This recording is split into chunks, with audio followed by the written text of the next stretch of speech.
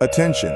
This is not material for passive consumption. It is designed to be heard with maximum concentration. The following revelations are direct, potentially disturbing, and may challenge your perceptions. Due to the sensitive nature of the content, its availability may be limited. Your experience on this topic is valuable. Leave it in the comments. You think you're too smart to fall for it, too strong, too grounded. You're the kind of person who sees through lies, who questions everything, who trusts their gut. When you hear the word cult, you picture something out of a documentary, people in robes chanting in the desert, or tragic headlines from the 70s about brainwashed followers drinking poison. That's not your world. That happens to other people, the lost ones, the fragile ones, the ones who don't have your clarity, your independence, your ability to spot a scam from a mile away. You're certain no one could ever trick you into handing over your life, your money, your identity to some charismatic leader with a wild-eyed vision. But what if I told you the most dangerous cults today don't look anything like that? What if they look like a sleek self-help workshop promising to unlock your true potential? Or an online community led by an influencer who seems to understand your deepest struggles? Maybe it's a wellness retreat offering peace in a world that feels like it's falling apart, or a business opportunity with a visionary founder who makes you feel like you're part of something bigger. What if I told you these groups don't use magic or mysticism to control you, but a cold, calculated playbook rooted in psychology, designed to exploit the very qualities that make you strong, your intelligence, your empathy, your desire for meaning? They don't force you to surrender. They convince you to hand over your mind, piece by piece, until you're the one locking yourself in their cage. The question isn't whether you're strong enough to resist. It's whether you can see the trap before it snaps shut. This is Danger Radar, and today we're sounding the alarm on one of the most insidious forms of manipulation out there, the modern cult. We're stripping away the charm, the promises, the warm smiles, to reveal the raw mechanics of how these groups hijack your mind. We're going to walk through their playbook, step by step, from the moment they spot you as a target to the point where you can't imagine a life outside their control. This isn't just about weird groups on the fringes of society.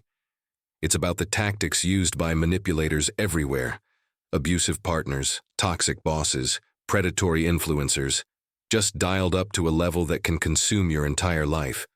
So listen up. The knowledge you gain here could be the shield that protects you. Let's start by rethinking what a cult is.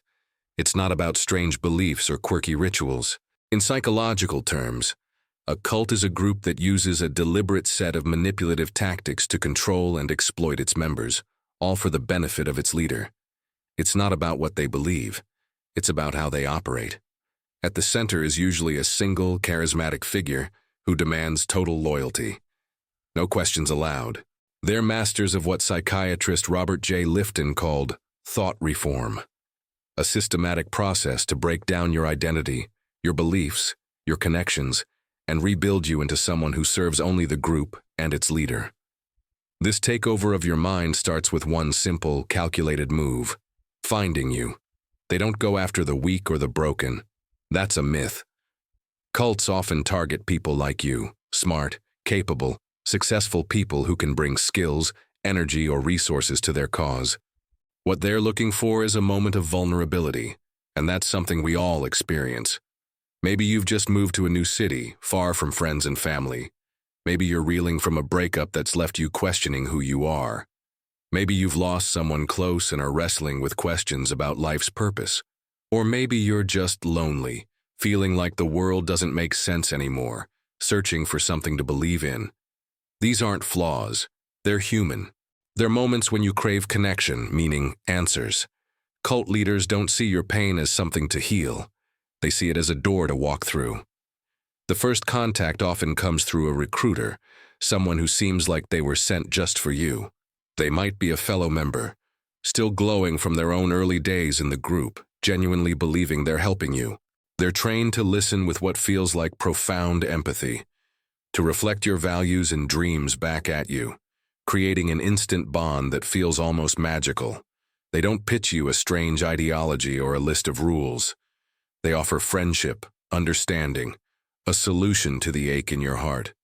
They say things like, "You seem like someone who's meant for something bigger," or "I felt lost too until I found this community." It's not recruitment, it's connection. And after feeling adrift for so long, it feels like coming home. Look at Sophie's story. After a painful divorce, she was struggling to rebuild her life. At a local bookstore, she met Ethan, a warm, attentive guy who invited her to a personal development seminar. Ethan seemed to understand her loneliness, her desire to find purpose again. At the seminar, the group welcomed her like family, praising her insights, making her feel like she belonged. Sophie didn't realize she was being scouted, her vulnerability carefully noted and exploited. Once you're in, maybe it's a workshop, a meetup, a retreat, the next phase hits like a tidal wave. Love bombing. You step into a room of strangers, and they treat you like you're the most important person they've ever met. They listen to your every word, tell you how insightful, how special, how destined for greatness you are. They shower you with compliments, your energy, your passion, your untapped potential. It's overwhelming, intoxicating, like nothing you've ever felt. Your brain lights up with dopamine and oxytocin, the chemicals of love and belonging. It's a high that makes the rest of the world feel gray and cold in comparison. You've found your people, your purpose, your place. But this isn't love. It's a strategy. They're not celebrating you. They're hooking you. The goal is to make you dependent on their validation, to feel like you owe them for this feeling of belonging. They create a bubble where this intense, unconditional acceptance exists, separate from the flawed, judgmental world outside. You start to think, no one else gets me like this. The question, why are they treating me this way when they barely know me, gets buried under the euphoria. By the time you might wonder what they want, you're already addicted to the feeling they provide. With you emotionally hooked, they move to the next phase, isolation. This is a cornerstone of their control, and it's done so subtly you think it's your idea. It might start with a weekend retreat where you're cut off from your normal life. No phone, no internet, no contact with the outside world. You're immersed in the group's ideology, surrounded only by their voices, their version of truth. It feels intense, transformative, like you're part of something sacred. Then comes the psychological isolation, and this is where things get sinister. The leader starts painting the outside world, your family, your friends, your old life, as a threat to your new happiness. They say things like, "Your family doesn't understand the work we're doing here. They're stuck in their old ways." If your loved ones express concern, the leader twists it. They're jealous of your growth. They want to control you. Questioning the group or its leader becomes a sign of your own flaws, your lack of commitment, your failure to get it. To stay in the group's good graces, you're nudged to distance yourself from anyone who doesn't fully support your involvement. Before long, you're cutting ties with the people who could offer a different perspective, the ones who might pull you back to reality. You're alone, surrounded only by the group, adrift in a world they've crafted. Take Michael's experience. He joined an online community promising financial freedom through a revolutionary business model. The group's leader, a charismatic entrepreneur named Vanessa, told Michael his skeptical friends were holding him back from success. When his brother questioned the group's practices, Vanessa framed it as sabotage, saying, "He's afraid of your potential." Michael stopped talking to his brother, believing he was protecting his new path. He didn't see that he was being isolated, his lifeline to reality severed. Now that you're cut off, the real work begins, thought reform. This is where they hijack your ability to think for yourself. They start with what Robert J. Lifton called milieu control, controlling every source of information, books, news, music. Either it comes from the group or it's forbidden. They introduce loaded language, a set of catchy phrases that sound deep but are designed to stop critical thinking. If you question the leader's contradictions, you're told, "You're still thinking with your old mind," or "Let go of your doubts and trust the vision." These are thought-terminating cliches, mental roadblocks that make questioning feel like failure. Leaders like Marshall Applewhite of Heaven's Gate used phrases like ascending to the next level to dismiss doubts, turning dissent into a sign of spiritual weakness. They also keep you emotionally off balance, cycling between reward and punishment. One moment you're praised for your dedication, the next you're shamed for a small mistake, like questioning a rule or missing a meeting. This creates cognitive dissonance, a painful tension when your actions clash with your beliefs. You're told the leader is flawless, yet they demand you give up your savings or abandon your family. To ease this discomfort, your mind rationalizes. They're testing my loyalty, or this is for a greater purpose I don't yet understand. You start justifying their behavior, reshaping your values to align with the group's. Group dynamics make this worse. Public confessions are a brutal tool.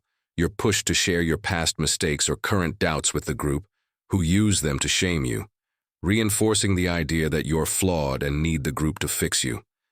This creates a culture of surveillance. Everyone's watching, reporting any sign of disloyalty. Groupthink takes over. The fear of losing the group's approval outweighs your own sense of right and wrong. Exhaustion is another weapon. They push you into grueling schedules, endless work, late-night rituals, hours of lectures or chanting. It's not about spiritual growth. It's about breaking you down. A tired, hungry, overwhelmed mind can't think critically. It becomes compliant, suggestible, reliant on the leader to think for it. Stephen Hassan, a former cult member turned expert, calls this phobia induction, teaching you to fear the outside world, making leaving feel like a death sentence, spiritually or physically. Consider Anna's story. She joined a spiritual commune led by a guru named Ravi, who promised enlightenment. At first, the group felt like a haven, but soon Ravi demanded 12-hour workdays, constant meditation sessions, and strict dietary rules. Anna was exhausted, her mind foggy. When she questioned Ravi's lavish lifestyle while members lived in poverty, she was publicly shamed for her ego.